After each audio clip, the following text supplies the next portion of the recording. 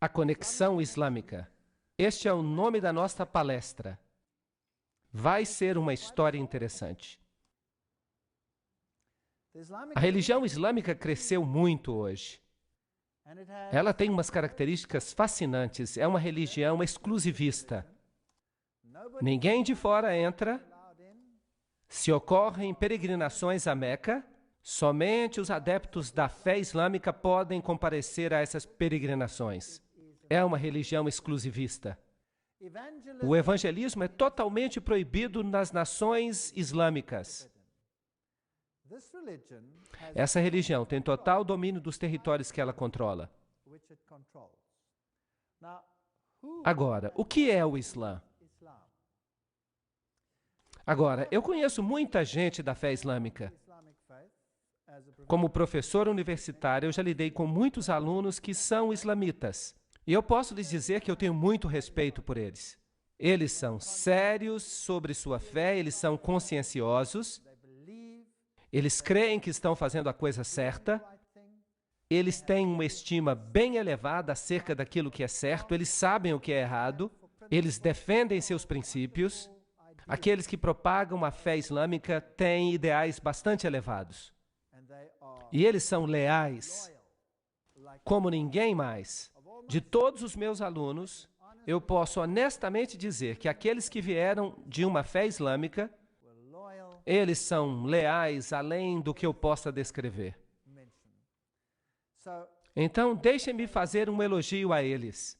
Vocês vão se lembrar que nas palestras passadas, que havia dois aspectos na religião dos Cavaleiros Templários. Um para as massas, para os não iniciados. E de acordo com Morais e Dogmas, todos os testemunhos quanto a essa questão indicam que era o catolicismo. Então, o mundo externo, eles seguem o catolicismo, mas o círculo interno esotérico, eles seguem a Lúcifer. Isso aconteceu com o catolicismo. Vocês acham que é possível que a mesma coisa esteja acontecendo com a fé islâmica? Que há um círculo interno e um círculo externo, que o círculo interno tem uma religião, enquanto o círculo externo tem uma religião para as massas. Na fé islâmica, e que haja uma organização central que esteja controlando os dois. E onde é a sede dela? Bem, a Bíblia diz que a sede é Roma. Nenhum outro lugar. A Bíblia diz que a besta é romana. Ela sai do Império Romano, mas o Islã não sai do Império Romano.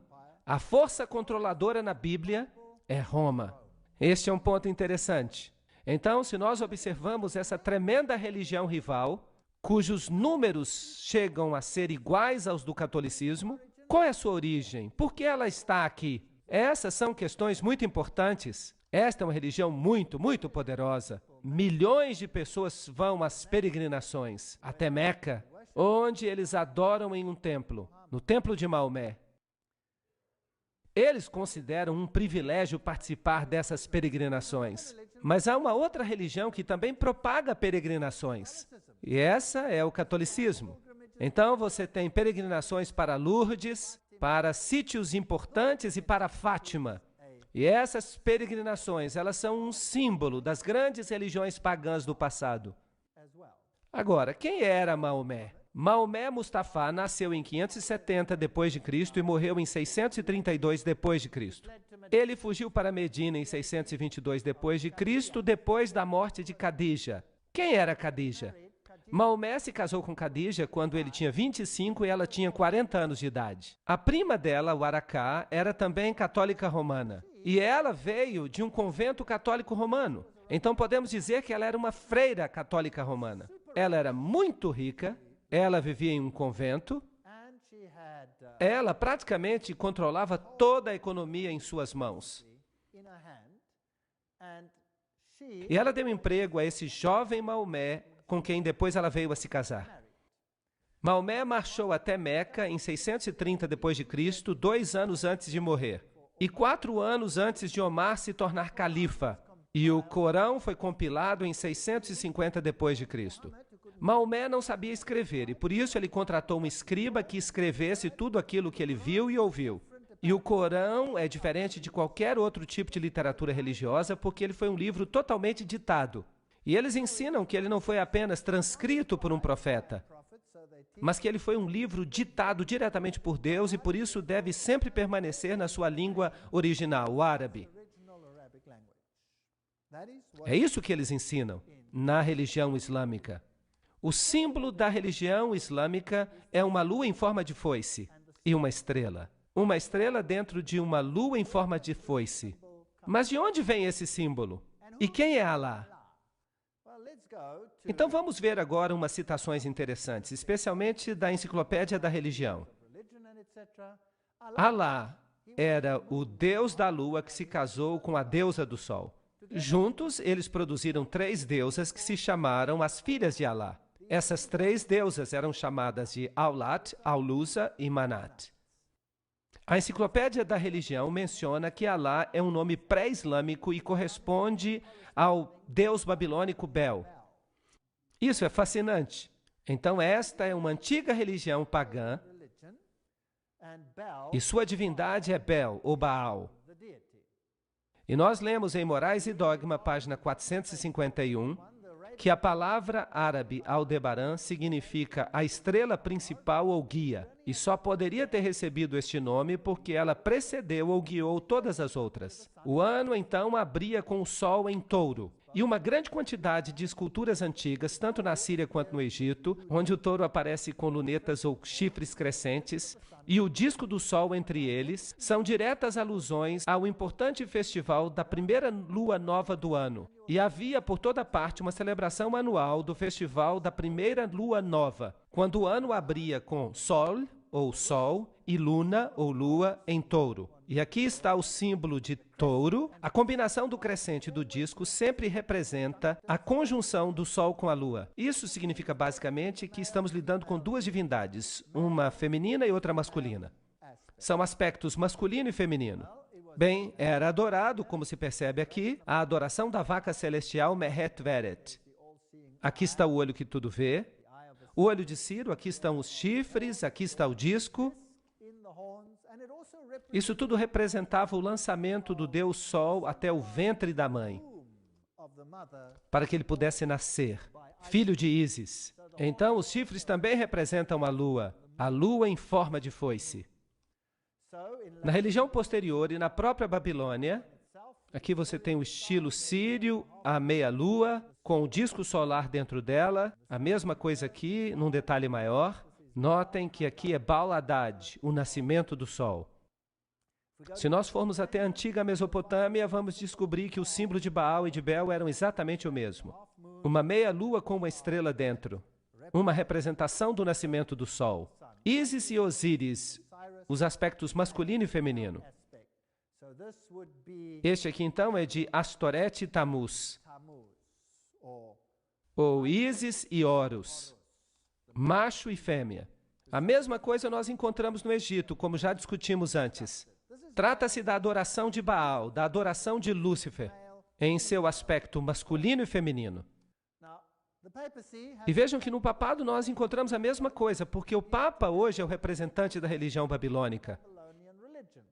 Vejam que quando ele celebra a missa, ele tem um disco redondo, a hóstia, a forma circular é um símbolo de Baal, e depois da missa ele é colocado então sobre uma meia-lua.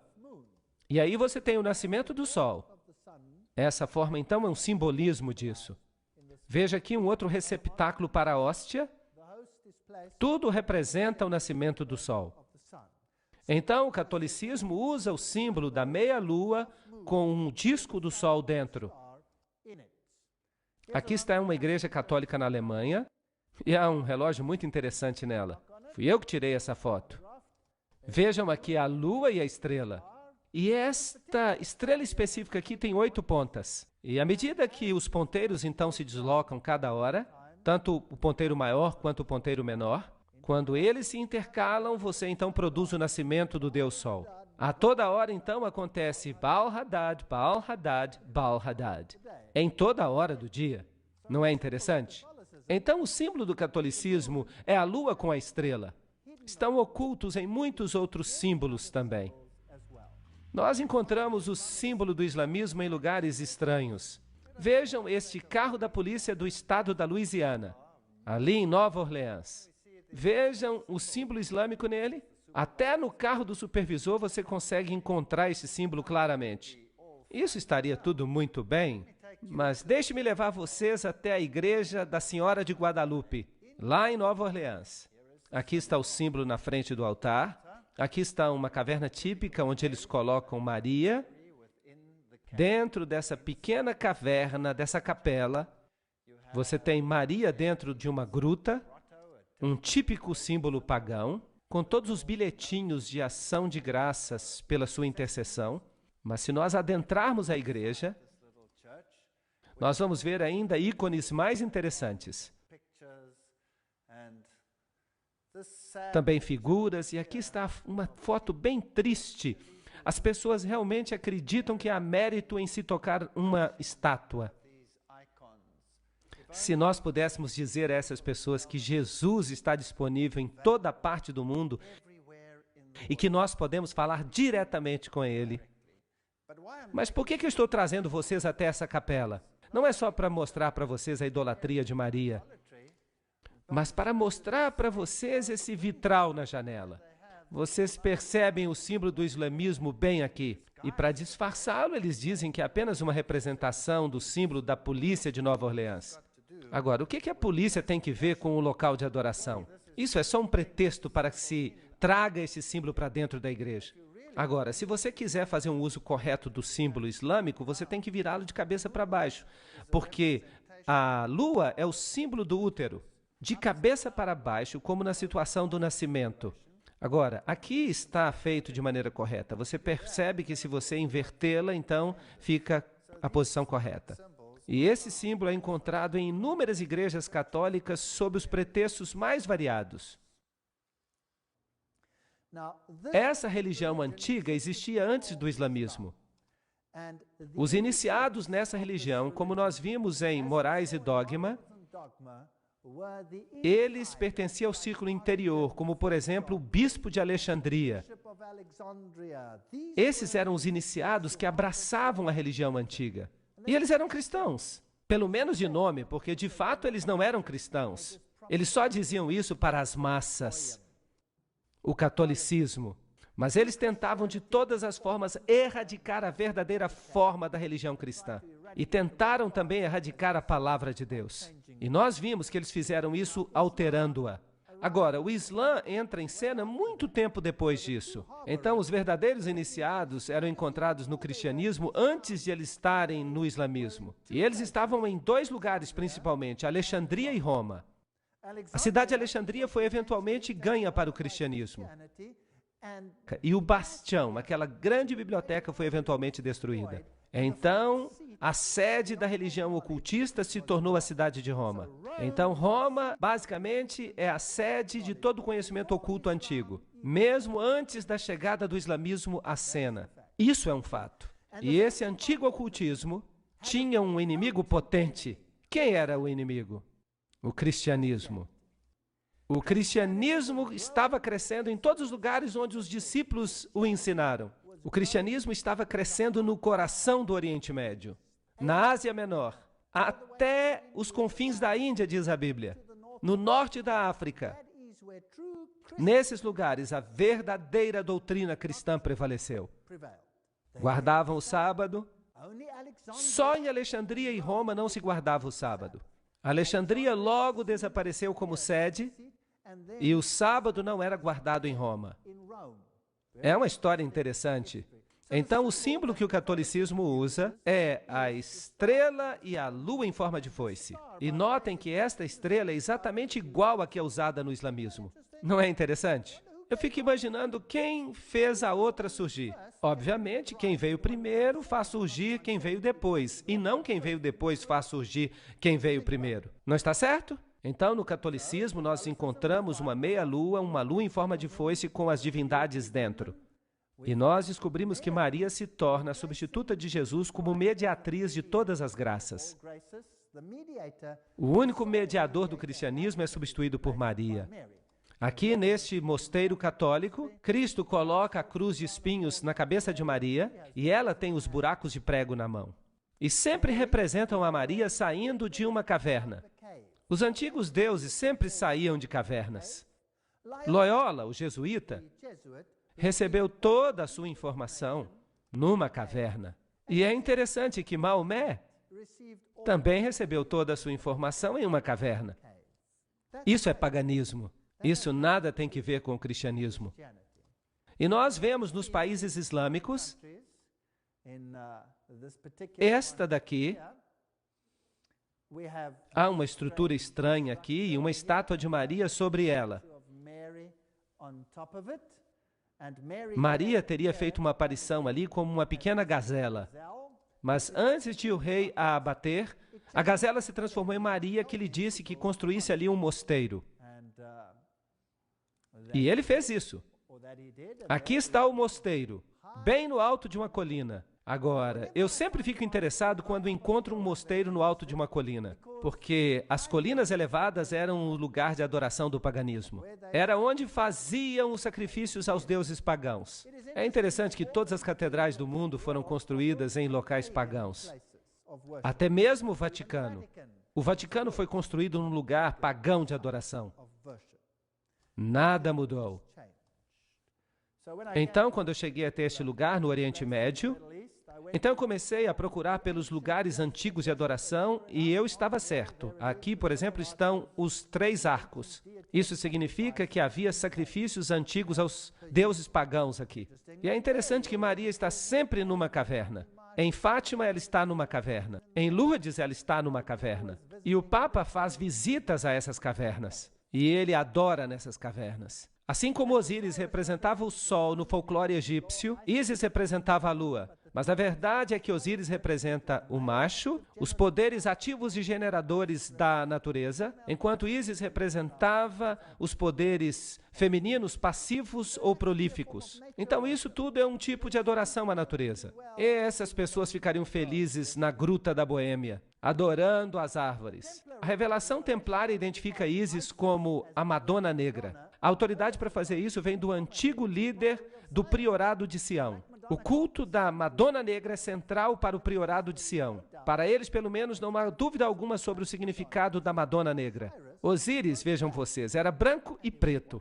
Ele era adorado como negro e adorado como branco. E Maria é adorada como uma Madonna Negra e uma Madonna Branca. Então nós temos todas essas nuances interessantes. Os hititas também usavam o símbolo da meia-lua e da divindade solar. E este símbolo é usado hoje nada mais, nada menos do que pelas Nações Unidas. Vamos fazer uma viagem até um país islâmico hoje. Aqui está uma catedral católica em Amman. E eu estou tirando uma foto dessa catedral católica dentro de uma mesquita. E eu estou dentro da mesquita tirando uma foto dessa catedral católica que fica bem em frente dela. É interessante como a Igreja Católica e o islamismo ficam lado a lado em todos os países islâmicos. Todas as vezes eu fico surpreso de ver a mesquita e a catedral, uma do lado da outra. Mas se você souber que por trás dos bastidores, essas duas religiões são a mesma coisa. Então, se eu observo esse simbolismo, do lado de fora da Catedral Católica, eu tenho o símbolo do sol. É o símbolo da adoração ao sol. E a cruz, é claro, também símbolo do Deus solar. E aqui está o símbolo do sol. Eu atravesso a rua e eu vou até a grande mesquita de Abdullah, uma das melhores, construída pelo rei Abdullah. No portão você tem os símbolos do sol. É o mesmo simbolismo, a mesma religião. E lá no alto aqui você tem o símbolo da meia-lua. O mesmo símbolo que a Igreja Católica tinha no relógio. Era um símbolo de Baal, ou Bel. Dentro da mesquita, claro, não há bancos, porque no islamismo você se ajoelha no chão, você se prostra ali. E se você observar essa cúpula gigantesca, você percebe os raios do sol. É um edifício magnífico. As roupas islâmicas, você pode olhar para as velhas freiras católicas e vocês vão perceber que as roupas são idênticas.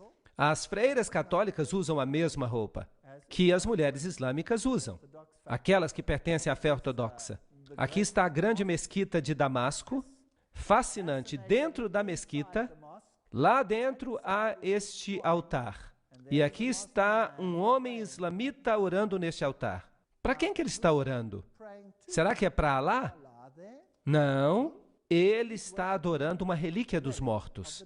Porque esse é o altar de ninguém mais nem menos do que João Batista. Agora, se você sabe alguma coisa a respeito dos joanitas, e nós já falamos deles, se você escuta o nome João, você pensa no joanismo e você pensa nas sociedades secretas. Tudo isso misturado nos bastidores. Eles alegam que aqui está a cabeça de João Batista. Então, neste altar islâmico, em Damasco, é a mesquita mais velha e mais ilustre do mundo. Aliás, naquele país, e eles dizem que ali está a cabeça de João Batista, mas felizmente a Igreja Católica tem uma igreja que diz que tem o braço de João Batista. Eu fico dizendo que eles deviam se combinar para formar o corpo de João Batista de novo.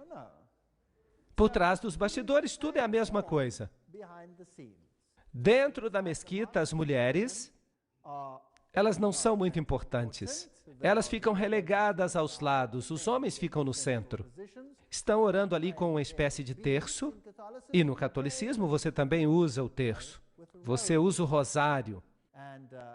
O islamismo é uma religião muito solene. Alguns dos sons dessa grande mesquita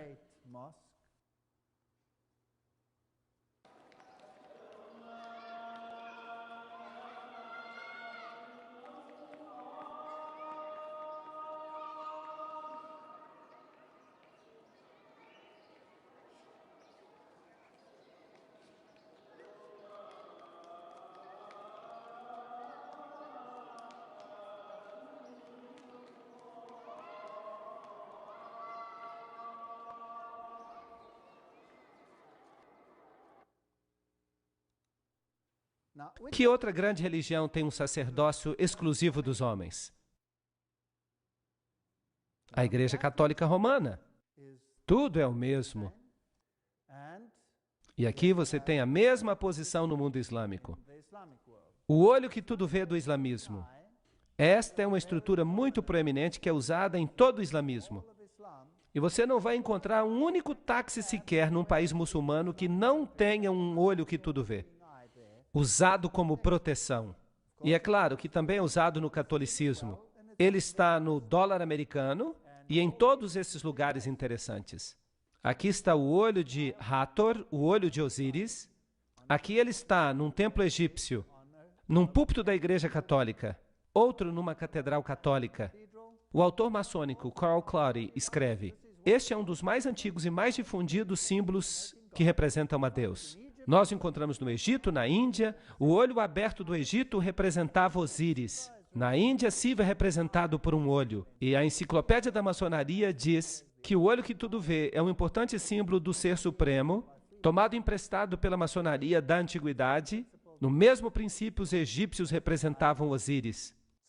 Então, o islamismo usa este símbolo e o catolicismo usa este símbolo. Só estou fazendo algumas comparações. Para os antigos egípcios, o olho direito simbolizava o sol e o olho esquerdo a lua. Vejam aí de novo os dois aspectos da divindade solar. E Bailey, então, menciona que o olho de Deus é Shiva, ou Siva, o destruidor. Lembre-se que Shiva é o deus hindu equivalente a Osíris. Shiva é também sinônimo de Satanás. Será que é possível que as duas religiões, no seu círculo interior, adoram o mesmo Lúcifer, mas que a massa externa não saiba nada sobre isso? Mas quem é Baal? De acordo com a enciclopédia da maçonaria, quando os israelitas faziam uma de suas apostasias periódicas para a idolatria, Baal parece ter sido um dos seus ídolos favoritos. Em Tiro, Baal era o sol e Astarote a lua. Então nós temos toda a evidência que eles sabiam bem o que estavam fazendo. Não há nenhuma contradição aqui, pois Sete é o demônio egípcio e Shiva é o deus hindu da destruição. Os dois nomes, Sete e Shiva, são listados na Bíblia satânica como outro nome de Satanás. E Helena Petrovna Blavatsky afirma: agora temos que lembrar que Siva, Shiva, o Baal palestino, Moloque e Saturno são idênticos. Será possível que essas duas religiões tenham o mesmo mestre por trás dos bastidores e que as massas estão sendo enganadas? assim como acontece no catolicismo, são ótimas pessoas, mas são mantidas na ignorância. E a sinceridade dos muçulmanos, ainda que enganados, desviados, porque fazem parte das massas, catecúmenos. Helena Petrovna Blavatsky liga Sete a Satanás, Hermes, o deus da sabedoria, também chamado Tote, Tate, Sete e Satã. E no Antigo Egito, Sete era adorado com rituais obscenos e homossexuais. E eles construíram templos nos quais eles realizavam esses ritos homossexuais. Por exemplo, o templo de Luxor. Agora, eu tenho muitos slides do templo de Luxor. Eu fui lá e eu tirei muitas fotos naquele templo, mas eu não posso mostrar para vocês, porque são fotos bem safadas. Alguém aqui já foi até Luxor? Quando você chega a Luxor e vai para o muro, você descobre que o falo era muito importante. E as fotos não devem ser mostradas. Eu as tenho, mas eu não vou mostrar para vocês. Este é um antigo sítio pagão. O templo de Luxor é uma das grandes relíquias dos tempos antigos. Bem, aqui está a entrada. Oh, e o que é aquilo? Isso é uma mesquita. Onde que essa mesquita foi construída? Será que você quer dizer que a mesquita foi construída no templo de Luxor? Será isso possível? Então vamos dar uma olhada mais de perto. Sim, aí está ela. Ela está dentro do templo de Luxor. O que isso diz para você? Se você tivesse que construir uma igreja cristã hoje, será que você escolheria o antigo templo de Baal e construiria sua igreja dentro dele? Sim ou não? Não, claro que não. Agora, e se esta religião for a mesma que a religião antiga do velho culto a Lúcifer? Será que então você estaria disposto a fazer isso? Talvez, sim. Aí eles fizeram. Foi construída dentro do templo. Incrível. Sobre as ruínas. Agora vamos dar uma chegadinha no templo de Baal em outro país. No Líbano. Aí está ele. E deste lado, e este é um templo da mesma divindade, por falar nisso, o que é isso? É uma igreja católica romana. No mesmo sítio, uma igreja católica. Aqui está a cruz e ali está o templo de Baal. Por que construir no mesmo sítio? Bem, eles têm os mesmos rituais. O catolicismo faz, o Islã também faz. Será que há um objetivo com isso? Se nós visitarmos algumas das igrejas católicas mais famosas, este aqui é o santuário de onde Maria supostamente ascendeu aos céus. Trata-se da grande catedral de Jerusalém. No chão você tem o grande círculo solar com todos os signos do zodíaco. E vocês sabem que Deus proíbe isso? Deus proíbe. E aqui está o lugar onde se deitou Maria. Antes de ela subir, é claro, para o céu. Ela não ficou morta ali. No chão você tem alguns símbolos pagãos. Você tem todos esses símbolos interessantes de suporte à hóstia e pentagramas de cabeça para baixo, tudo símbolo de Lúcifer. E então, nesta pintura, uma estrela interessante. De fato, nada mais são do que dois quadrados, um dentro do outro. E é com frequência que as divindades pagãs eram assim representadas. Dois triângulos, um dentro do outro, ou como dois quadrados, um dentro do outro. E esses dois quadrados, um dentro do outro, são representações de Ísis e Osíris. Vejam que estão dentro de uma igreja católica dedicada a Maria.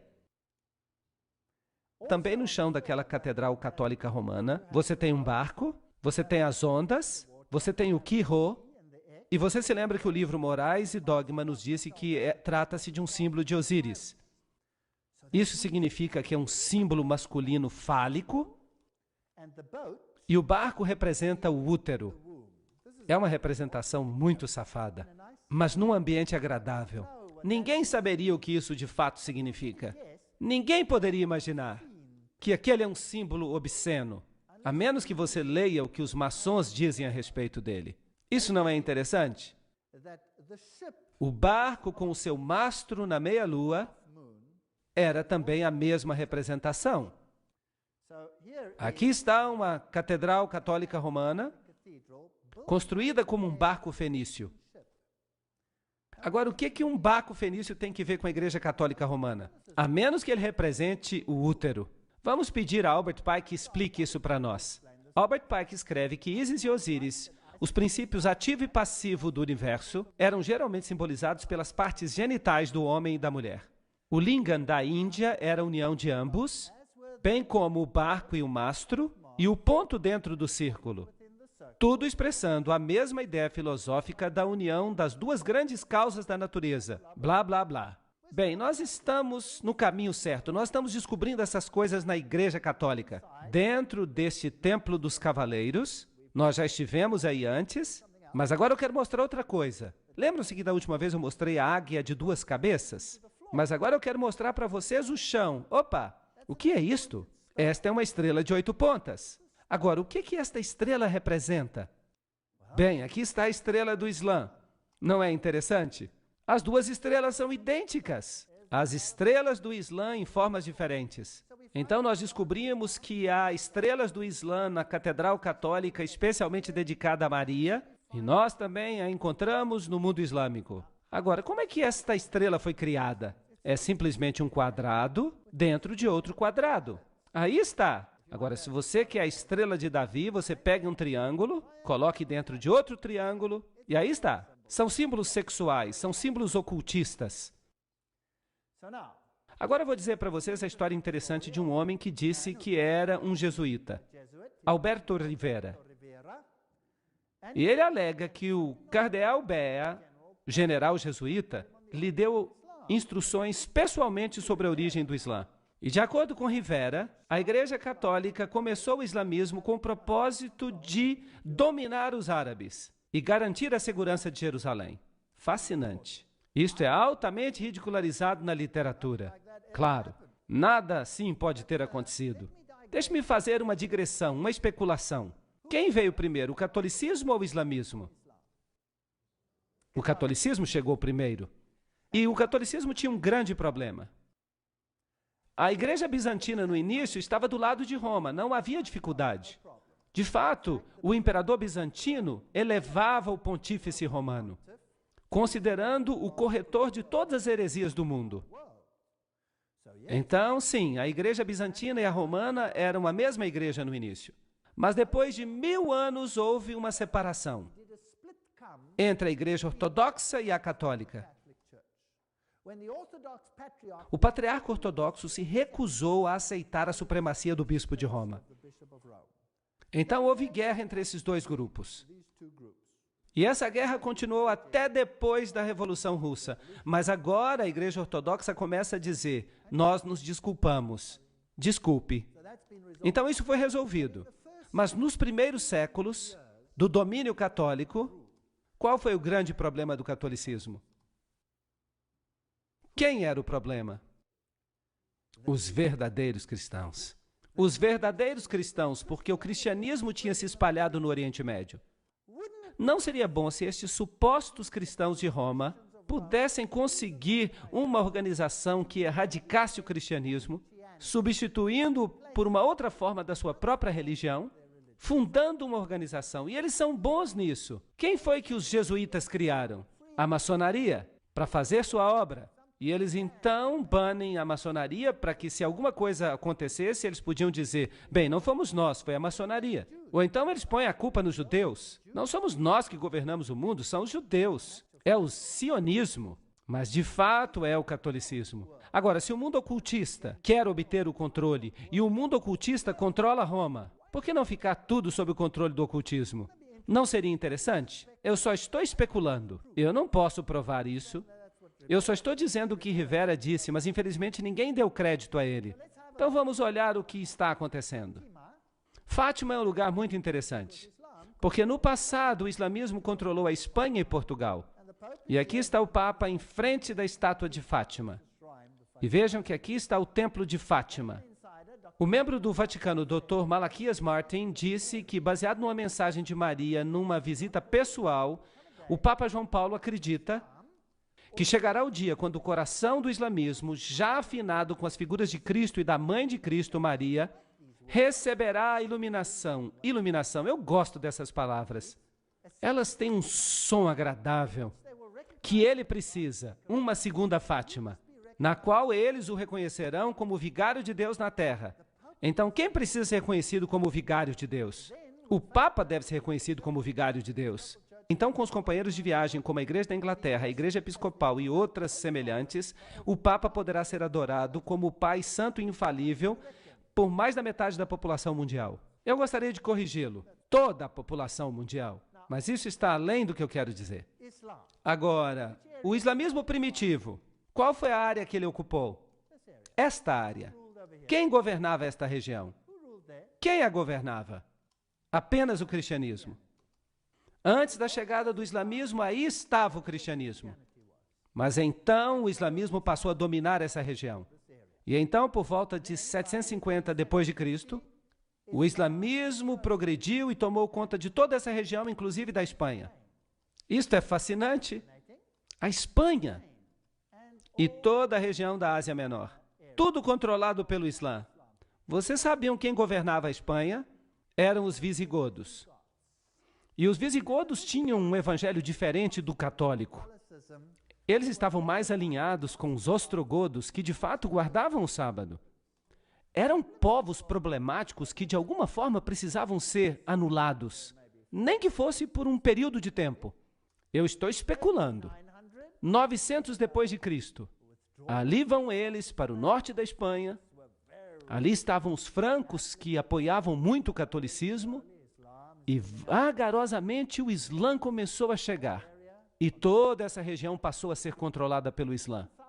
1100 depois de Cristo, eles já estão aqui no sul da Espanha. E vocês sabem que o sul da Espanha é mais independente do que o norte. Houve batalhas tremendas nessa região da Espanha. E então eles ganharam domínio sobre esta região. E em 1500 depois de Cristo, eles então saem da Espanha e o Império Romano Ocidental se torna totalmente católico. Agora é católico. E Roma controla o mundo católico. E o Islã controla esta região. Aqui está a distribuição atual do islamismo. Há duas seitas, o Sunni e o Shia, e eles controlam áreas vastas. Uma área enorme. Mas inicialmente, onde os cristãos estavam, hoje você pode dizer que é tudo islamita. Há uma história interessante que se conta que as penas vermelhas vêm do fato de que eles as mergulharam no sangue dos cristãos. Eu não quero especular. Eu não sei se isso é verdade ou não. Eu não quero ficar especulando. Mas é interessante. Lembrem-se que Gary H.K. fala das antigas religiões de mistério, sob o controle dos maçons e dos Illuminati e do Concílio Mundial de Igrejas.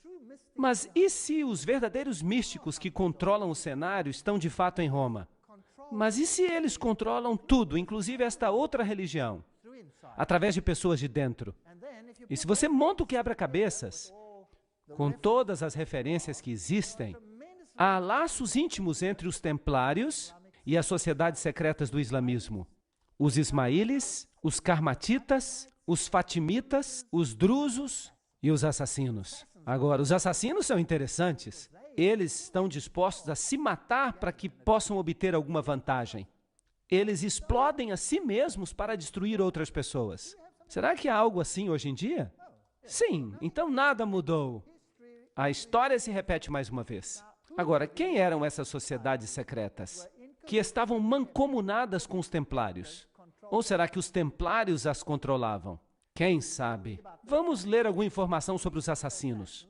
Os graus dos assassinos são os seguintes. Primeiro, o grão-mestre, conhecido como Sheikh al-Jabbar, ou o Velho da Montanha. Em segundo lugar, o Daí Kebir do Grande Priorado. Em terceiro lugar, os iniciados Dais. Em quarto lugar, os Rafiks ou associados. Em quinto, os Fadais ou devotos. Em sexto, os Lassiques ou irmãos da lei. E, finalmente, as pessoas comuns, que deveriam ser simplesmente instrumentos cegos. Isso soa familiar? A pobre massa cega, os catecúmenos. Planos contra a religião não eram, obviamente, admitidos pela ordem. A conformidade estrita ao Islã era exigida de todas as fileiras mais baixas dos não iniciados, mas o adepto aprendia a distinguir o engano da fé e das obras. Nós estamos falando de países inteiros, sujeitos a essas pessoas de dentro, que usavam seus habitantes como gado humano. Você não sente pena deles? Como nós também temos que ter pena de nós mesmos? porque nós também temos sido enganados. Então, com o incentivo do paraíso, os assassinos alistaram instrumentos para sua obra criminosa e estabeleceram um sistema de assassinato organizado com base no fervor religioso. Nada é sincero e tudo é permitido. Essa é a base da sua doutrina secreta. E os jesuítas têm a mesma doutrina hoje em dia. Esta era concedida a poucos e ocultada sob o véu da mais austera religião e piedade, restringindo a mente sob o jugo da obediência cega. Pobres coitados, enganados pelos agentes satânicos. Também havia os fatimitas, que assumiram o controle. O fundador da dinastia fatimita dos califas foi um tal Ubaidallah, conhecido como Mahdi. Suas sociedades de sabedoria foram instituídas em Cairo. Darul Qimat, ou a Casa do Conhecimento, pelo califa número 6, Hakim, que foi canonizado como Deus após a sua morte, é adorado até o dia de hoje pelos drusos. Sob a direção desse homem, a grande loja do Cairo foi formada pelos fatimitas, e continuaram o plano de Abdullah. Ali havia 9 graus, seu método de enlistar os prosélitos, seu sistema de iniciação, blá, blá, blá, são absolutamente os mesmos usados por Weishaupt, o fundador dos Illuminati. Então não há diferença entre Roma e essa gente. É a mesma organização. Será possível que eles estão usando tese e antítese já por milhares de anos? Para extirpar o remanescente do cristianismo? Mais tarde, quando a Igreja Ortodoxa se separou, o que eles fizeram? Eles criaram um império chamado Império Otomano. E eles então entraram e eles mataram os sérvios, que eram ortodoxos. E eles mataram os romenos, que eram ortodoxos. Eles estupravam as mulheres, jogavam as crianças aos ares e as aparavam com a ponta da baioneta. Dizimaram todas as áreas ortodoxas.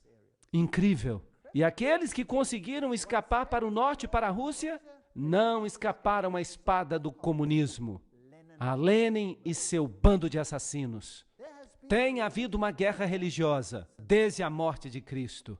E quem está sendo destruído? As almas dos homens. Aqui estão os homens do Islã. Quem são os de dentro? Quem são esses ayatolás? Será que o mundo deveria ter medo? Eles querem que o mundo tenha medo. Você tem tese e antítese. Nas guerras mundiais, eles disseram, a ameaça é o comunismo. Eles queriam que você sentisse medo, para que você pudesse aceitar quaisquer mudanças necessárias para vencer a ameaça. E agora usam isso como a próxima ameaça, para criar a síntese que desejam. Vão esfregar as duas, uma religião contra a outra. A cultura dos judeus e dos cristãos, a cultura do Islã, vão esfregar uma na outra para que elas se destruam mutuamente, até que nada sobre, até que haja síntese. E então você vai ter uma religião mundial. E Lúcifer vai ficar alegre porque ele será o rei. Não foi isso que Albert Pike disse? O que ele ia fazer? Uau! Quem são esses homens do Islã? Eu já falava desse homem muito antes que alguém descobrisse que ele era um maçom do grau 33. Vocês sabem que ele se tornou o terrorista número 1 e talvez ele nunca seja pego. Ninguém sabe onde ele está. Ninguém sabe se ele está vivo. Nós vamos falar sobre ele amanhã. A Bíblia é uma parte indispensável da mobília de uma loja maçônica cristã. Eu já mostrei esse texto para vocês. Vem de Morais e Dogma, somente porque ele é o livro sagrado da religião cristã. O Pentateuco hebraico numa loja dos judeus e o Corão numa loja de Maomé devem estar no altar. E um desses, e o quadrado e o compasso, devidamente compreendidos, são as grandes luzes pela qual um maçom deve trabalhar e andar. Qual? Obviamente não a Bíblia, porque Morais e Dogma, o próprio livro diz que odeia a Bíblia. Foi isso que o livro disse, lembram-se da citação? Mas mudaram tudo. E o Pentateuco hebraico? Bem, isso é uma parte da Bíblia. Então, o que é que sobra? O que é que sobra? Por eliminação, o Corão. O Corão como ele existe agora ou corretamente compreendido? Provavelmente corretamente entendido. Por quê? Porque o Corão diretamente rebaixa Jesus Cristo. é o livro que diretamente rebaixa Jesus Cristo, enquanto que os outros tiveram que ser modificados para que os de dentro pudessem rebaixar a Jesus Cristo. Estão entendendo? Vamos olhar isso, porque a coisa está ficando melhor. O engano mortal, James D. Shaw, que era um maçom do grau 33.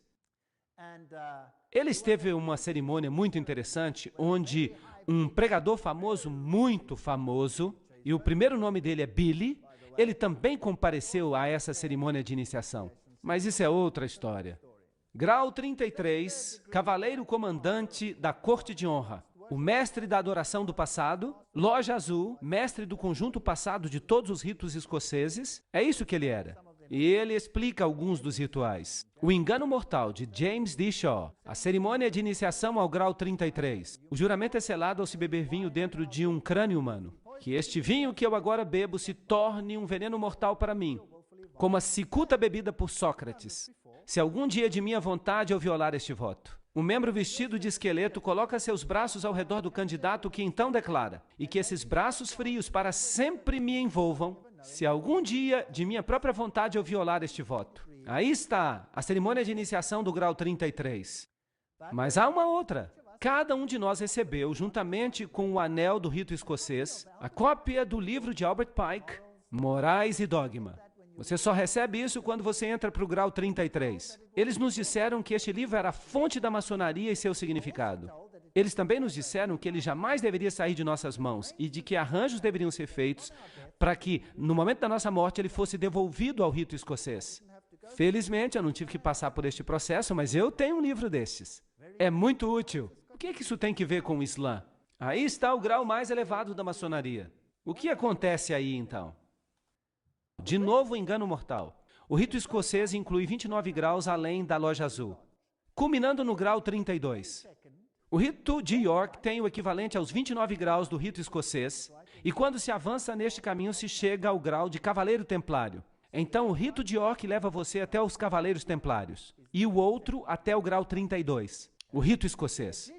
Além disso, o altar, uma ordem árabe antiga, dos nobres do altar místico, encontra-se disponível aos maçons de grau 32 e aos cavaleiros templários que desejam participar.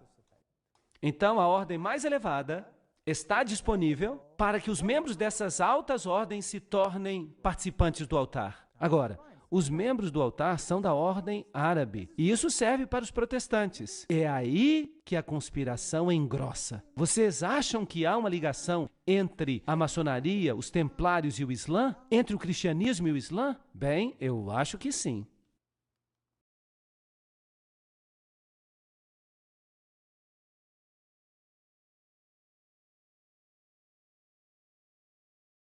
A antiga ordem árabe dos nobres do altar místico, o altar, o exército de demonstração da maçonaria, é uma instituição bastante conspícua.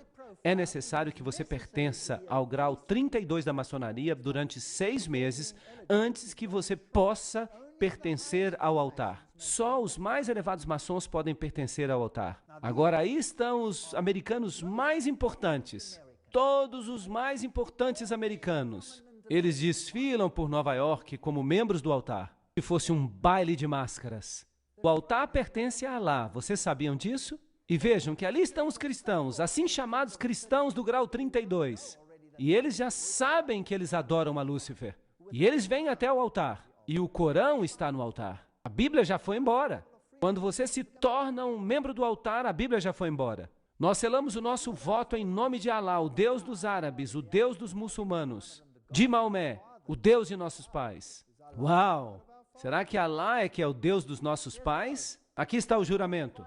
Se eu violar este voto, que eu sofra a pena de ter os meus olhos arrancados do centro por uma espada de 3 gumes. Que os meus pés sejam escalpelados, que eu seja forçado a caminhar sobre a areia quente das praias estéreis do Mar Vermelho, até que o sol chamejante me atinja como uma praga vívida, e que Alá, o Deus dos árabes, dos muçulmanos, de Maomé, o Deus de nossos pais, me ajude a cumprir inteiramente este voto.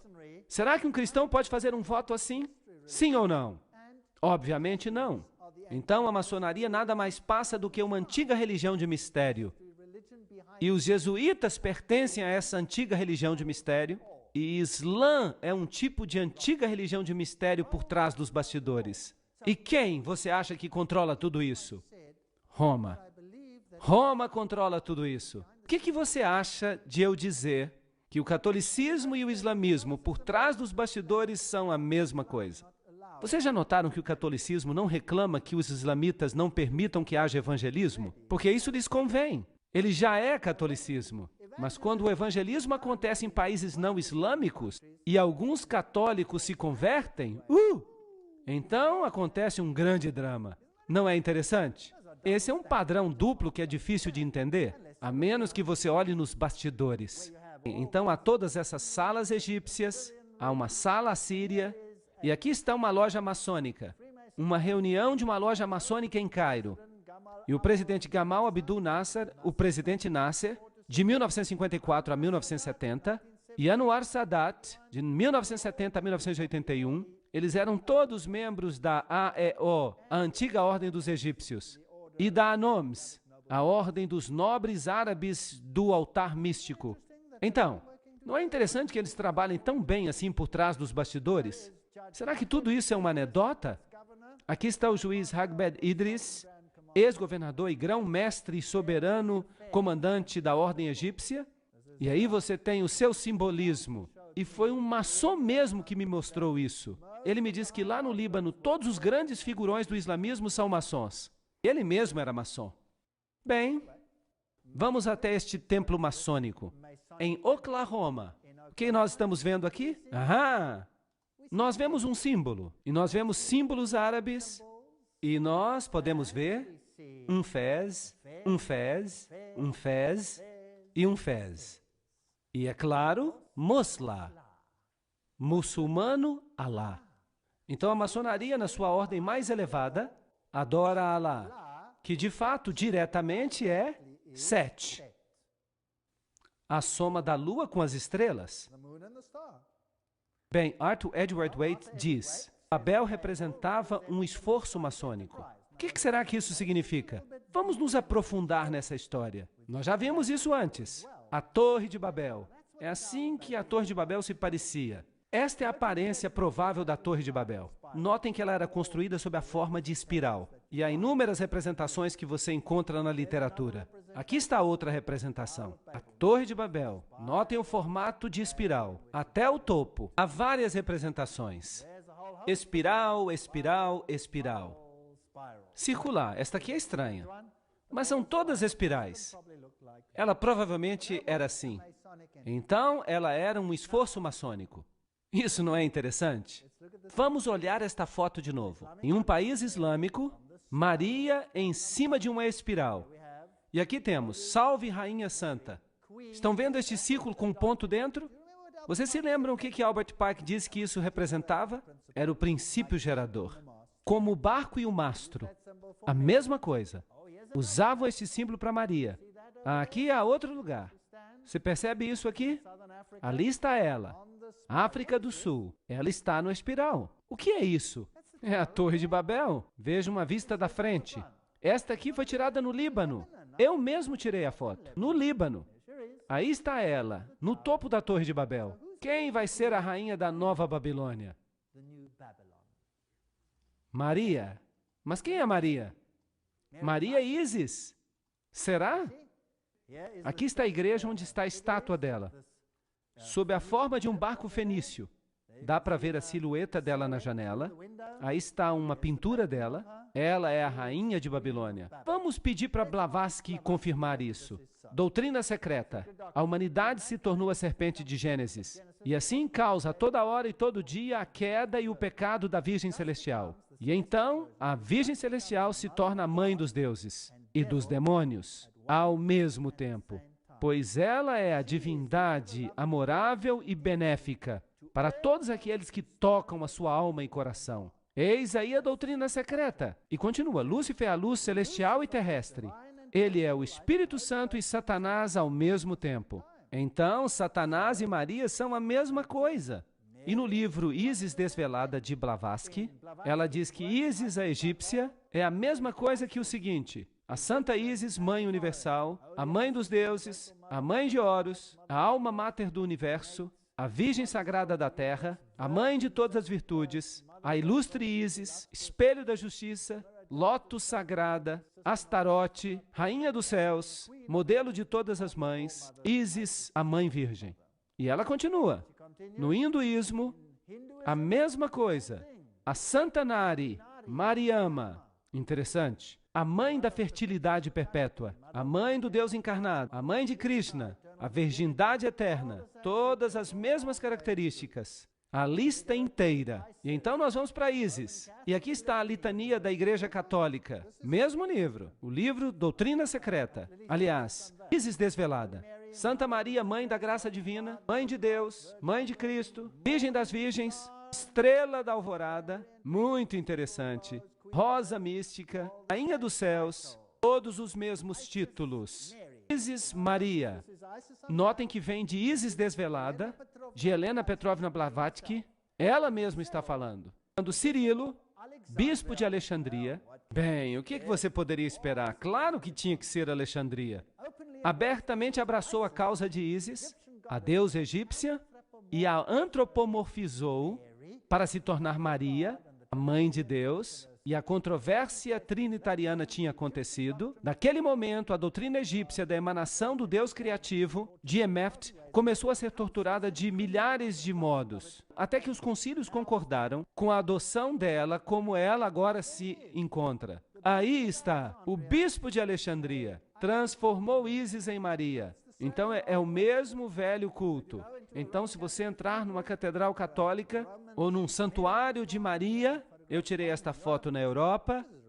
Esta é bem recente. Eu tirei esta foto há 5 semanas. Uma foto novinha. Ficou legal. Ficou bem no slide. Oração à estrela do mar. Ó Maria, estrela do mar. Quem é a estrela do mar? Quem é o Deus do mar? Era Poseidon.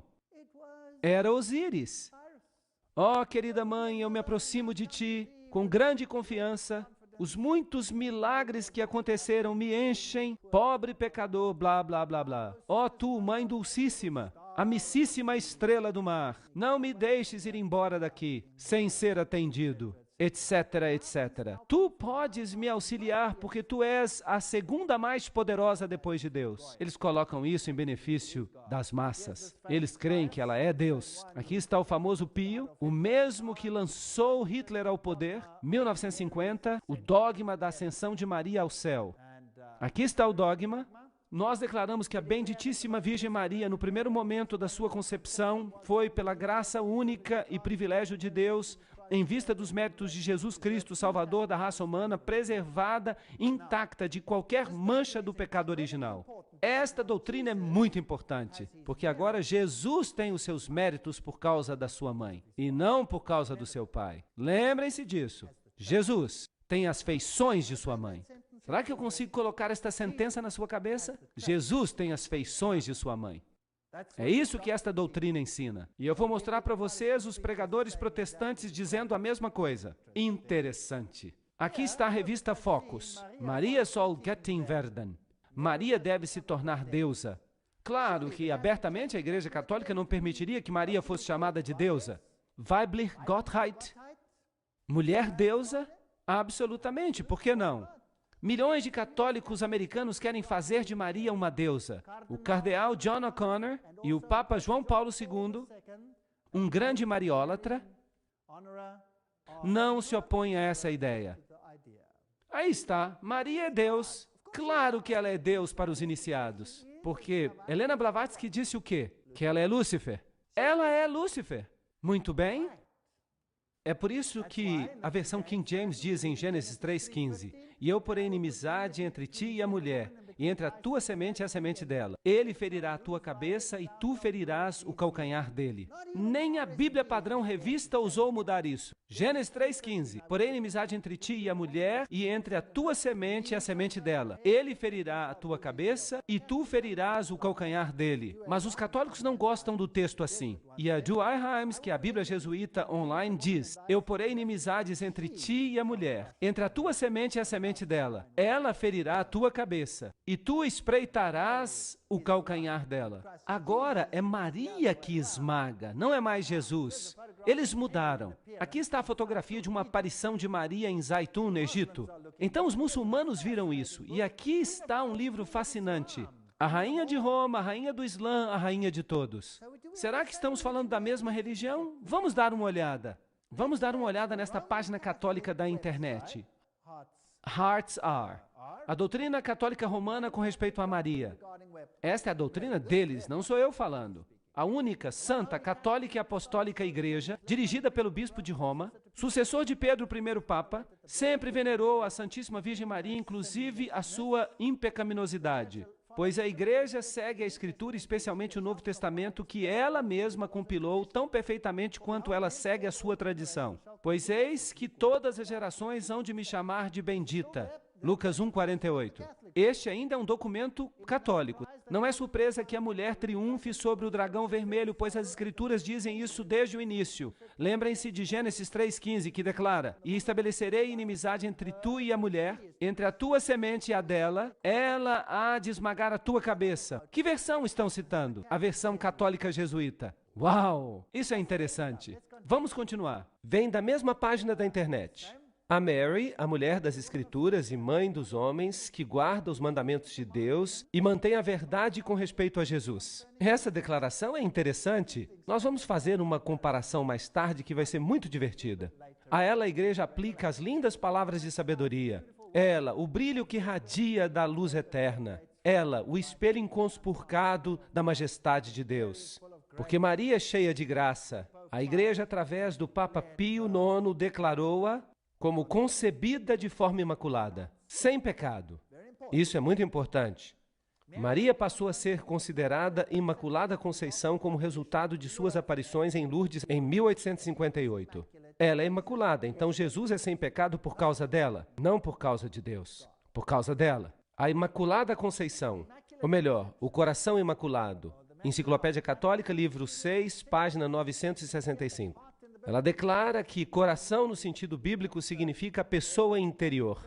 Portanto, a Igreja Católica diz que os bispos unidos deveriam consagrar o mundo ao seu coração imaculado. O mundo inteiro deve ser consagrado ao coração imaculado. Isso é fascinante. Vamos ler mais.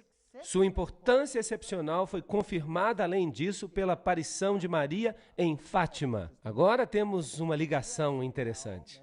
Vocês já viram o inferno, então nós chegamos àquelas visões, nós já discutimos as visões do inferno. A Rússia então seria consagrada, e João Paulo II, ela não mencionou o nome dele, mas dizem que é ele quem vai sofrer, e ele é o terceiro, e que todo mundo será dedicado ao seu coração imaculado. E Maria então declara em Fátima que a Rússia se converterá. E o resumo da história é que o mundo será salvo pelos filhos de Maria, aqueles que se devotaram ao seu coração imaculado. Isso é muito fascinante. Vamos ler um artigo dessa mesma página da internet, uma página da Igreja Católica. E o seu autor é o famoso bispo Fulton Sheen. Vamos tentar descobrir alguma coisa ali. O artigo se chama Maria e os Muçulmanos e é encontrado no relatório Mizzensi, páginas 1 a 3, da Fundação do Cardeal Mizzensi, que considera o assunto excepcionalmente importante. E o bom bispo diz: o Corão, que é a Bíblia dos muçulmanos, tem muitas passagens que falam sobre a bendita Virgem. Em primeiro lugar, o Corão acredita em sua concepção imaculada e também no seu nascimento virginal. O seu nascimento virginal. Notem bem, o seu nascimento virginal. Vocês perceberam isso? Ela foi concebida imaculadamente e a mãe de Maria era estéril. Quem se tornou, portanto, o Salvador? Uma contrafação de Jesus Cristo. Esta aqui. Isso é uma afronta. O terceiro capítulo do Corão coloca a história da família de Maria em uma genealogia que volta até Abraão, Noé e Adão. Quando alguém compara a descrição do Corão do nascimento de Maria com o Evangelho apócrifo, quem é que diz que os evangelhos apócrifos devem ser aceitos como canônicos? Quem diz isso? O Vaticano disse isso no Concílio de Trento. Nesse evangelho, fica-se tentado a crer que Maomé dependeu muito de seu nascimento. Vocês sabem que Maomé era casado com uma freira católica? Toda a família dela era católica. E ele recebeu a sua doutrina diretamente do abismo sem fim. Não é isso que a Bíblia diz? E essa doutrina começou a se espalhar. E usaram o Islã primeiramente para neutralizar o cristianismo, e então o espalharam ainda mais tarde para se livrar dos inimigos de Cristo, para se livrar dos seguidores de Cristo, e então para se livrar de todos os inimigos de Roma. Os dois livros descrevem a velhice e a indubitável esterilidade da mãe de Maria. Isso não é fascinante? José perguntou como ela havia concebido a Jesus sem pai. E Maria respondeu, você não sabe que quando Deus criou o trigo, ele não teve necessidade de semente?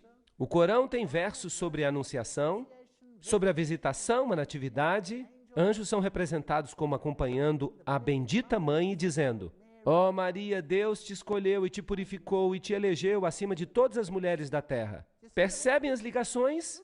Quem criou quem? Será que o catolicismo criou o Islã ou quem sabe o Islã criou o catolicismo? Não pode ser, porque o catolicismo existia antes do Islã. A mesma doutrina. Há uma defesa tão forte da virgindade de Maria aqui no Corão, que o quarto livro atribuiu a condenação dos judeus à sua calúnia monstruosa contra a Virgem Maria. E agora fica melhor ainda. Então, o bispo diz, as duas maiores religiões do mundo creem na fervorosa devoção a Maria e consideram as suas virtudes em alta estima. Os muçulmanos e os católicos compõem cerca de 2 bilhões de pessoas juntos. Eles estão no controle. Tudo de que eles necessitavam era da Igreja Ortodoxa, e agora eles já a têm. E é também verdadeiro que inúmeros protestantes consideram Maria com grande favor. É melhor desistir da religião, pessoal, se você quer fazer parte do clube. Ou então, nós veremos. A grande Madre Teresa declarou este ponto quando ela resumiu a questão nas seguintes palavras, simples e diretas. Sem Maria não há Jesus. Uau! Ok. O reconhecimento da concepção imaculada pelo mundo fará com que haja uma relação mais íntima entre as grandes denominações cristãs, católicos e ortodoxos, e também entre o cristianismo e o Islã. Que tipo de síntese eles querem? A união das religiões. O que a maçonaria ensina? Jesus, o filho de José, o Senhor, o Messias e seus apóstolos, e depois destes Maomé, o filho de Abdillah, com sua lei, que é a lei do Islã, e os discípulos da verdade seguiram a lei do Islã. Os discípulos de quê? Da verdade. Seguiram o Islã. Quando o cristianismo se tornou fraco, inútil e impotente, o restaurador e iconoclasta árabe chegou como um furacão purificador. Uau! A fé do árabe se tornou mais forte do que a do cristão. Estão falando do cristão verdadeiro. Então o Islã nada mais é do que o catolicismo, derrotando ou vencendo o cristianismo. Segundo os gnósticos, as almas subiam e desciam por 8 céus. Em cada um deles havia certos poderes, blá, blá, blá, morais e dogma. Agora vejam o que o livro Morais e Dogma diz. Na doutrina antiga, certos gênios tinham uma função de conduzir as almas aos corpos destinados a recebê-las. Vocês já ouviram falar do gênio da garrafa? Às 1001 noites, alguém esfregando a garrafa e, aqui vem o gênio. Quem são esses gênios? Notem que os maçons falam de gênios. Isso é interessante. Eu gosto muito de trabalhar de detetive. Platão fala de um gênio familiar. Vocês já ouviram uma palavra gênio? A palavra gênio vem do latim genii. Agora, os gênios são o meio de comunicação entre o homem e os deuses. Entenderam? É isso que Morais e Dogma, a maçonaria, diz. Os gênios fazem a comunicação entre os homens e os deuses. O Jesus Cristo do Islã é também diferente do Jesus Cristo da Bíblia. E eu vou lhes dizer por quê, daqui a pouco. Em 1 João 2:22, quem é mentiroso senão aquele que nega que Jesus é o Cristo? Ele é o anticristo, quem quer que negue o Pai e o Filho. Nós já vimos que os eruditos católicos mudaram a Bíblia. Eles removeram a Jesus da posição de único Salvador. Vamos avançar, vamos ler do Corão. Vai ficar ainda mais interessante. Aqui está o Corão, Salman Rushdie. Vocês se lembram dele? Ele escreveu versos satânicos. Há alguns versos muito estranhos neste livro. Uau! A cabeça dele estava cheia de ideias malucas. Ele disse, pelo menos 2 antigos eruditos muçulmanos, Ibn Saad e um historiador persa anônimo, relataram a lenda que explica a origem de um grupo de versos aparentemente contraditórios no Corão, os assim chamados versos satânicos. No Surá 53, 19 a 20 está escrito, você já pensou em Aulat, Al-Uzza e o terceiro Manat, a outra deusa? Essas são divindades femininas. Lembram-se? A outra deusa, aparentemente Satanás interferiu aqui na transmissão das palavras santas a Maomé e o enganou a que ele pensasse que se podia orar aquelas duas. Mais tarde ele conseguiu corrigir, mas a semente foi plantada. E pelo arcanjo Gabriel, aqui já é a versão corrigida. Mas essa é a história. Agora vamos ver o Corão. Este é o Corão, com texto árabe e transliteração nas letras romanas por M. Abdul Halim. Este é o Corão Internacional. Isso não é um livro sobre o Corão. Este é, de fato, o Corão. Eu tenho. E essa é uma explicação dada pelos principais estudiosos do próprio Corão. Esta é a versão internacional usada nas Nações Unidas. Vamos ver o que ela diz. Vitalizar o humanismo. O Islã é a mensagem do Corão. É uma religião perfeita e prática da igualdade, liberdade e fraternidade. Onde você já ouviu essas palavras antes? Revolução Francesa. Submissão ao Ser Supremo. O Islã também insiste na unidade fundamental de todas as religiões reveladas na origem. Esse é o mesmo ensinamento da maçonaria. E eles então têm uma seção intitulada Com os Espíritos. Tem sempre havido uma classe, geralmente chamada de racionalistas, que inclui principalmente os filósofos e os cientistas que duvidam, sim, negam a existência da associação, ou seja, de se falar com os espíritos. Enquanto, por outro lado, aqueles geralmente chamados de espíritas, que incluem principalmente os santos, os sábios, os médiuns, eles têm certeza dos espíritos e da experiência espiritual. De vez em quando, muita fraude é praticada em nome do espiritismo, mas o Corão afirma a realidade de que uma aproximação entre os dois velhos partidos já está à vista. O Corão, então, diz que o espiritismo é permitido, mas o que a Bíblia diz? Que é satânico, fique longe disso. Anjos. Os anjos têm as suas próprias formas, geralmente eles têm asas. Eles são formados da luz, eles são capazes de se transformarem facilmente. E aqui há toda uma descrição dos anjos. Os anjos principalmente se aproximam das pessoas no momento da sua morte, com boas ou más notícias de acordo com sua situação. Os anjos descem, por isso não tema. E aqui está a citação do Corão. Eles batem no rosto e nas costas. Eles descem com bênçãos, etc, etc. E há uma outra classe de seres. Que classe é essa? Os gênios. Onde é que nós ouvimos falar deles? Na maçonaria.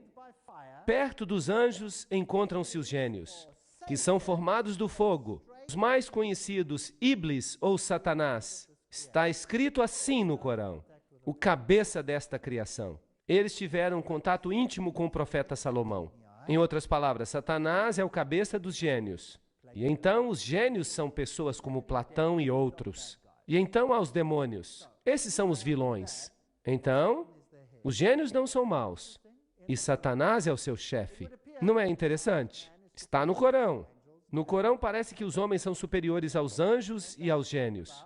Eles seriam quase perfeitos. E eles falam então em períodos de 6 dias, e eles ensinam que nós existimos através da evolução. Agora vamos ver a doutrina de Jesus Cristo. Nós vamos ler sobre Cristo na Bíblia e no Corão. Mas o Corão diz, Cristo foi de fato salvo da indignidade da cruz. Cristo nunca morreu na cruz. É isso que o Corão ensina. Quem mais ensina isso? O Espiritismo. Os de dentro. Porque Cristo, lembrem-se, não morreu por vocês. Vocês se lembram que Hort falava a mesma coisa, aquele homem que criou o texto grego para as Bíblias modernas? Ele dizia a mesma coisa, que Cristo foi poupado. Como por um milagre de semelhança, alguém com as mesmas características foi crucificado pelos judeus, uma ilusão. Isso diz o Corão. No verso 157, e eles, os judeus, dizem em vanglória: nós matamos a Cristo Jesus, o filho de Maria, o apóstolo de Deus, no conhecimento de Deus. Mas eles não o mataram, nem o crucificaram. Eles só pensaram que fizeram isso. E aqueles que diferem e estão cheios de dúvidas, com nenhum conhecimento certo, mas somente com conjecturas a seguir. Mas com certeza eles não o mataram. O que isso nos diz? Jesus não morreu por você. Este é um ensinamento secreto satânico. Verso 158. Sim, Deus o resgatou para si mesmo, e Deus é poderoso e sábio. E não há ninguém do povo do livro que não deve crer nisso antes da sua morte. Então o Corão está diretamente contra Jesus Cristo, e os de dentro das doutrinas do mundo ocidental estão também diretamente contrários a Jesus Cristo, e também os jesuítas. Enquanto os judeus dizem que mataram a Cristo na cruz é um ponto cardeal da fé para as igrejas cristãs ortodoxas, que foi Jesus que entregou a sua vida na cruz. Ele foi enterrado após a crucifixão, e no terceiro dia ele ressurgiu, blá blá blá. Ele se encontrou com os discípulos e ele foi então levado corporeamente para o céu. De fato, esta é a crença que forma a base da doutrina teológica do sacrifício com sangue, da expiação vicária pelos pecados, que contudo está perdendo a sua força com a idade moderna, uma época de ação e retribuição. Esta não é a mesma coisa que Hort disse? Sim ou não? Há uma diferença entre os teólogos católicos e o Islã? Sim ou não? Não há diferença alguma. Quem está controlando a quem? O Corão diz que Deus se aborrece, vejam esta explicação, e Deus se aborrece se alguém crê que Cristo é o próprio Deus. Cristo nem mesmo é o Filho de Deus, mas um apóstolo como qualquer outro. O mesmo ódio contra Jesus Cristo se percebe aqui, como nós já vimos que ele existia entre os teólogos dos jesuítas, como já vimos que os teólogos jesuítas revelavam. Esta é uma citação muito interessante do livro Missionário do Lar. Eu gosto desta citação. O Salvador disse: aquele que crê no Filho tem a vida eterna, e aquele que não crê no Filho não verá a vida, mas a ira de Deus está sobre ele. Ele diz de novo: e esta é a vida eterna, que eles te conheçam a ti, o único Deus verdadeiro, e a Jesus Cristo, a quem tu enviaste. Os muçulmanos têm conversos em muitas terras, e seus advogados negam a divindade de Cristo. Deve essa fé ser propagada? Os advogados da verdade deixarão de manifestar intenso zelo para corrigir o erro e ensinar aos homens a pré-existência do único Salvador do mundo? O que eu estou tentando fazer é demonstrar o meu zelo intenso para corrigir o erro e para mostrar a vocês a mentira. Oh, o que nós precisamos é de homens que esquadrinharão e crerão na palavra de Deus e que apresentarão a Jesus ao mundo em sua natureza divina e humana, declarando com poder e na demonstração do Espírito de que não há nenhum nome sob o céu dado entre os homens pelo qual possamos ser salvos. Oh, como nós precisamos de crentes que apresentarão a Cristo em vida e caráter, que o apresentarão diante do mundo como o brilho da glória do Pai, proclamando que Deus é amor. Eu falei com um imã muçulmano. Ele havia se convertido ao cristianismo. E eu disse a ele: meu amigo, qual a diferença que você encontrou entre o Alá em que você cria antes e Jesus Cristo? E ele disse: a única diferença entre os dois é, pois Deus amou o mundo de tal maneira que Ele deu o seu Filho unigênito, para quem quer que creia, não pereça. Esta é a diferença. Alá é um Deus de guerra, um Deus de retribuição, um Deus que envia o seu povo à destruição, prometendo a eles virgens celestiais na vida após a morte, dando-lhes alegria no céu, mas um inferno na terra, e também um inferno no céu para todas as mulheres. E Jesus Cristo diz: todos somos iguais diante de Deus. Ninguém tem o direito de impor um caráter sobre as pessoas. Somos todos agentes livres diante de Jesus Cristo. Sim, está escrito: mulheres, submetei a vossos maridos. como no Senhor. Maridos, amai vossas esposas, como o Senhor ama a sua igreja. O meu Jesus é o meu marido numa alegoria. Ele nunca me forçou a fazer nada. Nunca Jesus me forçou a fazer qualquer coisa. Tudo que eu faço por Jesus, eu faço porque quero. Se eu quiser dizer a Ele, adeus, vou embora. Será que Ele vai me impedir? Será que um raio vai cair sobre mim e c'est fini? Não. Jesus é o ser mais fantástico do universo. Ele lhe concede total liberdade de escolha. Permite que você se decida por Ele ou contra Ele.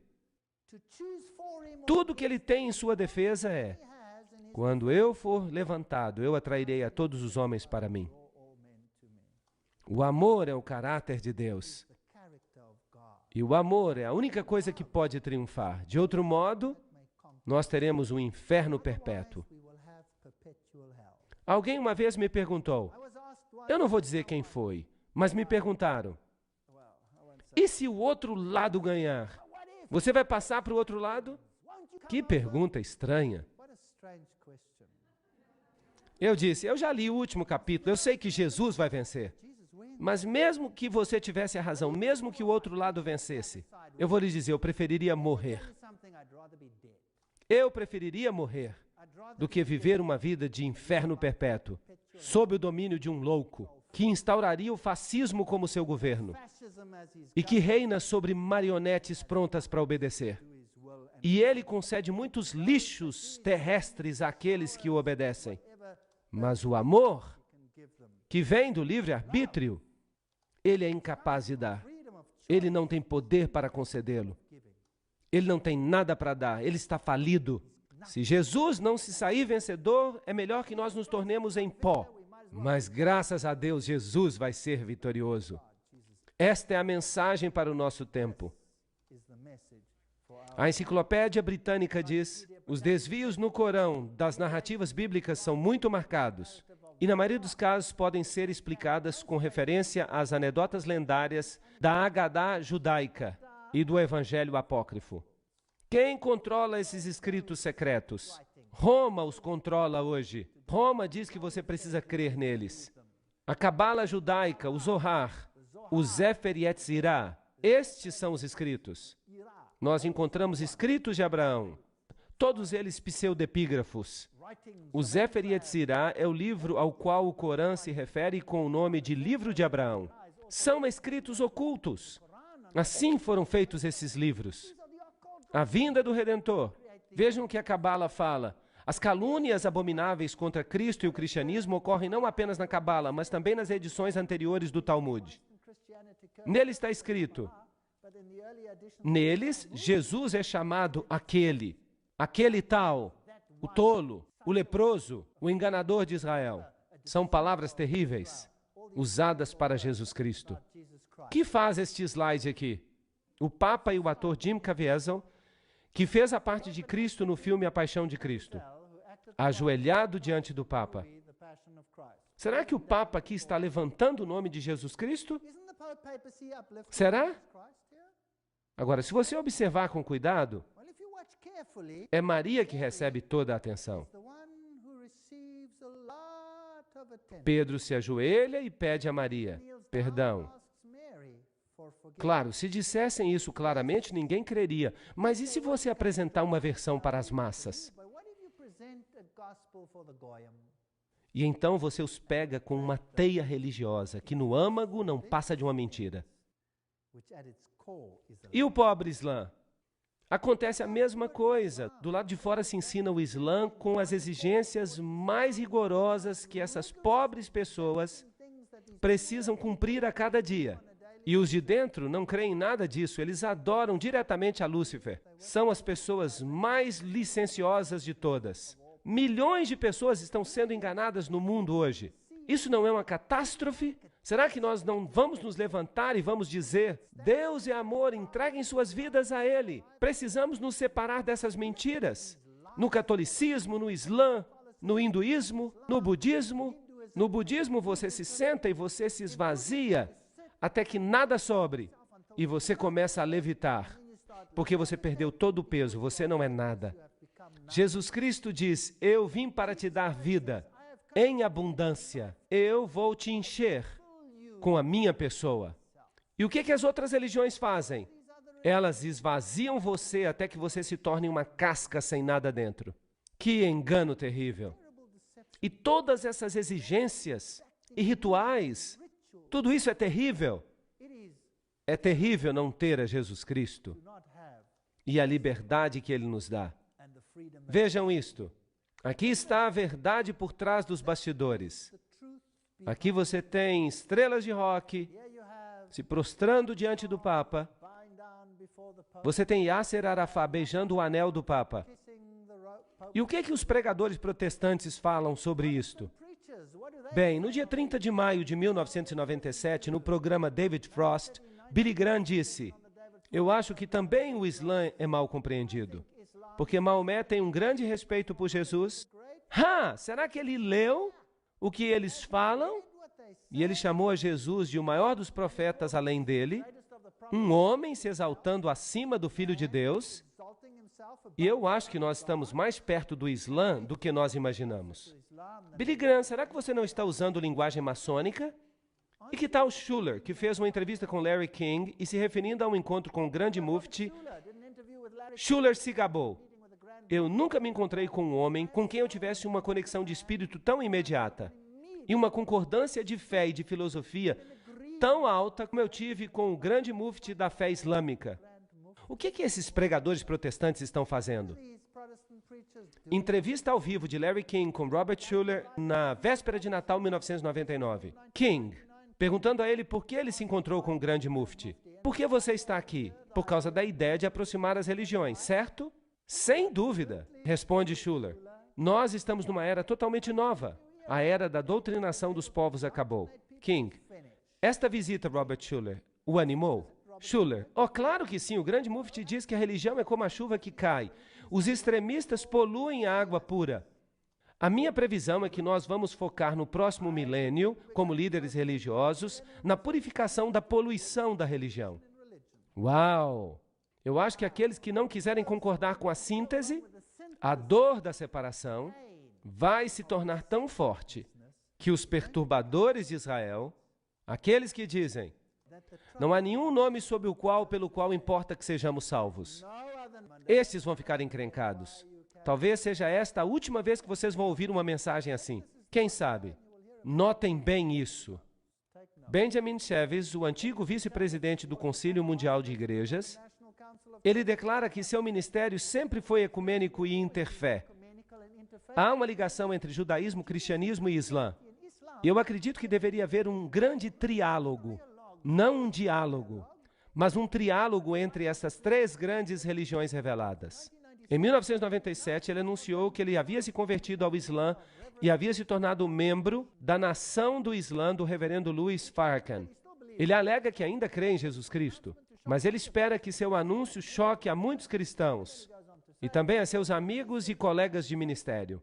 E ele continua dizendo, ele também insiste que ele não mudou de fato. Nada mudou. Ele diz, se você derramar água de um copo para o outro, a composição da água ainda é a mesma. Eu sou quem eu sou. Não há diferença entre o Islã e o cristianismo. Claro que não. Se você é um dos de dentro, não haverá diferença, porque os dois lados adoram a mesma coisa. O Deus do judaísmo é o Deus do cristianismo e é o Deus do Islã. Desculpa, não no meu caso. O meu Deus morreu por mim. Eles dizem que ele não morreu por mim. Eles adoram um Deus diferente. O que é isto? O Papa beijando o Corão. Aqui está uma foto do Papa no final da audiência, com o patriarca Rafael I do Iraque, e o Papa se inclinou diante do livro sagrado muçulmano, Corão, que lhe foi presenteado pela delegação. Claro, eu tenho vários slides para vocês, em que as autoridades islâmicas se prostram diante do Papa. O catolicismo, desde o início, controlou o Islã. O Islã só é uma ferramenta para os esotéricos, para doutrinar as pessoas de modo que elas aceitem uma síntese. E nós estamos no limiar do tempo do fim. Apocalipse 18:4. Eu ouvi outra voz do céu dizendo: saí dela, povo meu, para que não sejais participantes de seus pecados e para que não recebais as suas pragas. Eu creio que há muitas pessoas no Islã que verão a luz, que verão que foram enganadas, assim como muitos católicos que verão a luz, que foram enganados. Eu mesmo já fui católico romano. E aqui estou eu, testemunha viva desse fato. E a verdade me libertou. Que privilégio é para mim orar diretamente ao meu Deus. Que privilégio é para mim caminhar com Ele todo dia, ter uma experiência com Ele, saber que Ele existe, conversar com Ele, caminhar com Ele.